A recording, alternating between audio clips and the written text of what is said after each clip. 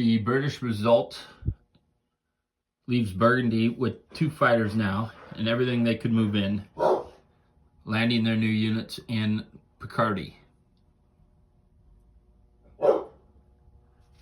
Down here in the Ottoman Empire in Constantinople,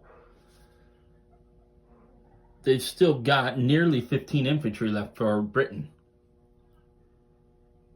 And a bunch of infantry were wiped out, about 15 of the Ottomans. So it's an Allied advantage here, very much. We'll see if the Austrians can help keep them alive. The Ottomans are purchasing 5 infantry. They are actually going to attack from Albania into Greece and everything that's left over there.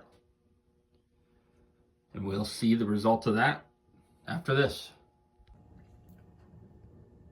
The Ottomans' attack into Greece was pretty successful, wiping out 5 units of the Americans and only losing 2 themselves. Restacking Constantinople, so now they have 12 infantry there. That should allow them to survive one more round, at least. The Italians are purchasing 4 infantry. They are actually making a couple attacks. They are moving into Albania, that was abandoned by the Ottomans.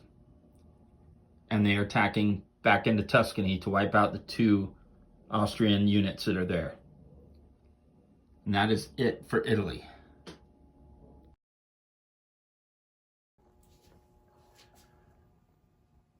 The Italians, of course, were successful taking Tuscany back, getting rid of the Austrians in there.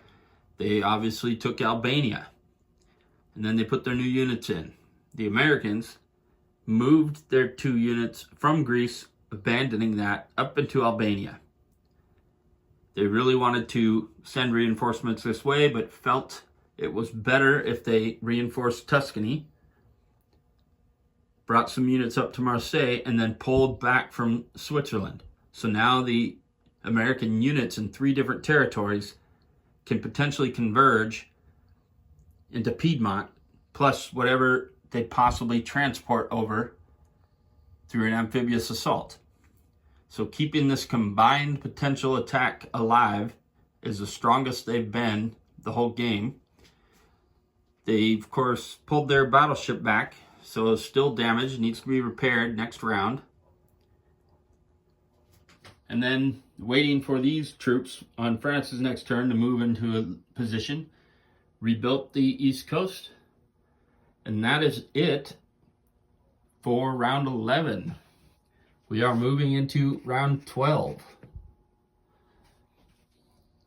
The Austrians building a tank, a fighter, and a stack of infantry.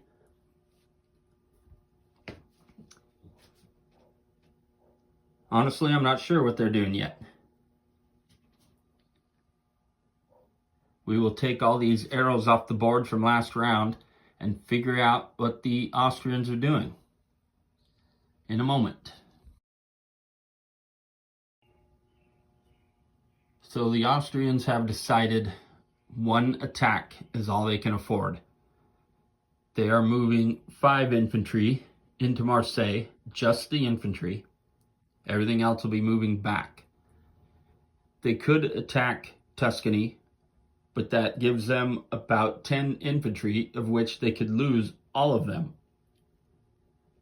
Yes, they could do similar damage to the Italians, but they would be vulnerable to any attack back against them.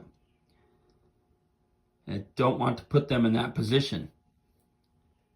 We could build up in Switzerland or stay in Piedmont, but I don't want to be vulnerable to a French, an American, and an Italian attack.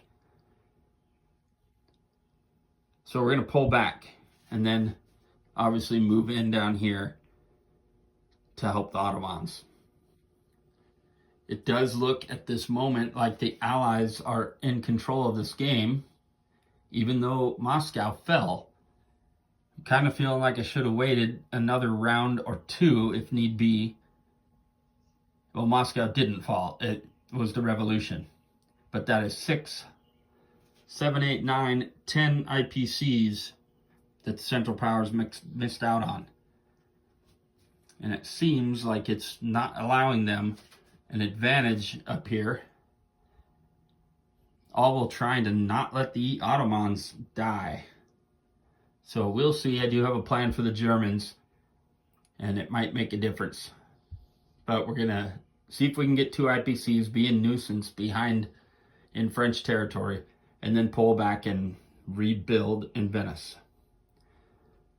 And that is it for the Austrians.